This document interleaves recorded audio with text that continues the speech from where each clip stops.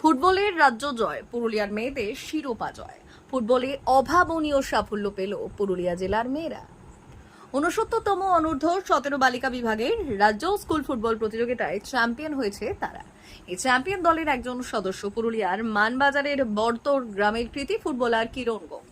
বৃহস্পতিবার কোচবিহারে MJN স্টেডিয়ামে অনুষ্ঠিত ফাইনাল ম্যাচে পুরুলিয়া ৪-০ গোলে উত্তর চব্বিশ পরগনাকে পরাজিত করে। এই অসাধারণ জয়ে দলের অন্যতম সেরা খেলোয়াড় অর্চনা মাহাতো জোড়া গোল করেন। এছাড়াও একটি করে গোল করেন স্বর্ণলতা মাহাতো এবং পুষ্প মাহাতো। এই টুর্নামেন্টের সেরা খেলোয়াড় নির্বাচিত হন স্বর্ণলতা মাহাতো এবং সেরা গোলকিপারের পুরস্কার পান পুরুলিয়ার মেয়ে রিয়া রায়।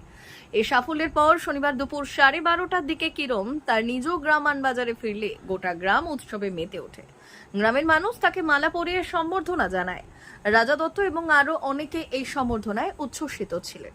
এর পাশাপাশি জেলা বিদ্যালয় ক্রীড়া সংস্থার পক্ষ থেকেও পুরুলিয়া রেলওয়ে স্টেশনে পুরো মহিলা দলকে উষ্ণ অভ্যর্থনা ও সম্বর্ধনা জানানো হয়।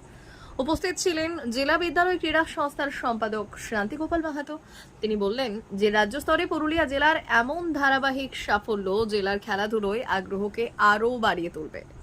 পক্ষ থেকে অত্যন্ত খুশি এবং সাথে সাথে গোটা পুরুলিয়া জেলার ক্রীড়া মহল আজকে খুশি, কারণ একটাই, আমাদের মেয়েরাও যে পারে পশ্চিমবঙ্গ জয় করতে সেটা প্রমাণ করে দেখেছি।